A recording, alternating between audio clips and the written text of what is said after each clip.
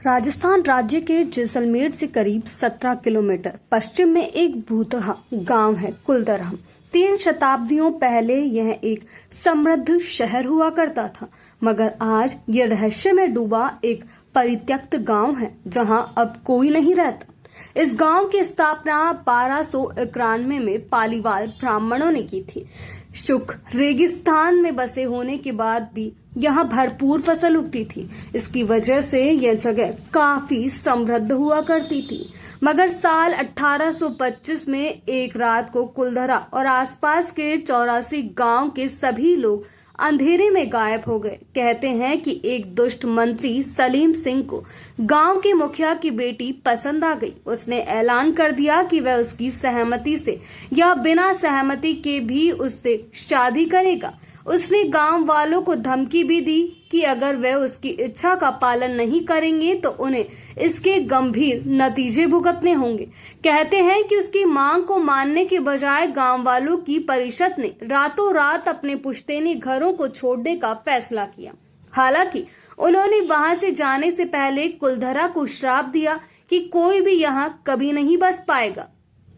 श्राप के अनुसार गांव अब भी वीरान है। कोई भी गांव में एक रात भी नहीं बिता पाया है। कुछ लोगों ने बाद के वर्षों में यहाँ बसने की कोशिश की, लेकिन उन्हें पैरानॉर्मल एक्टिविटीज का एहसास हुआ और वह भी वहां से चले गए। कुलधरा के खंडर उस युग की वास्तुकला की उत्कृष्टता का एक बेहतरीन उदाहरण है।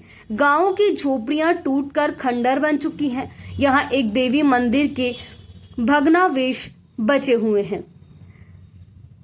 मंदिर के अंदर मिले शिलालेख से पुरातत्वविदों को गांव और यहां रहने वाले लोगों के बारे में जानकारी मिली। आज राज्य पुरातत्व विभाग ने इस गांव को संरक्षित स्मारक घोषित किया है।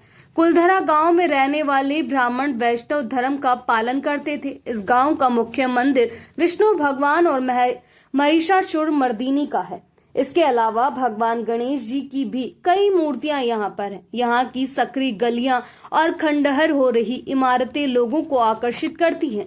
हालांकि यह जगह वीरान क्यों हुई, इसके बारे में कोई सही जानकारी नहीं है। 19वीं सदी की शुरुआत में इसे अज्ञात कारणों से छोड़ दिया गया था। यह आज भी कोई नहीं बता पाता है। सलीम सिंह की किंवदंती के अलावा लोगों को यह भी मानना है कि पानी की आपूर्ति में कमी या भूकंप की वजह से लोग गांव छोड़ गए थे या फिर छोड़ गए होंगे। इस गांव में करीब 410 इमारतों के खंडर देखे जा सकते हैं। गांव के बाहरी इलाके में बसी निचली बस्ती में करीब 200 अन्य इमारतें बनी थी। इस गांव के लोग मुख्य रूप से कृषि और व्यापार करते थे। वह मिट्टी से बने सजावटी बर्तनों का इस्तेमाल करते थे। अब यहाँ रोजाना हजारों की संख्या में देशी विदेशी सैलानी घूमने आते हैं। गांव में आप सुबह 8 बजे से लेकर 6 बजे तक घूम सकते हैं। क्योंकि इस जगह को भूतिया माना जाता है, लिहाजा स्थानीय लोग सूर्यास्त के बाद द्वार बंद कर देते हैं। इसके बाद यहाँ कोई नहीं रहता है। कुलधरा गांव जैसलमेर के मुख्य शहर से करीब 18 से 20 किलोमीटर की दूरी पर है। जैसलमेर से यहाँ के लिए कैब ले सकते हैं या फिर आप बस से भी कुलधरा पहुंच सकते हैं।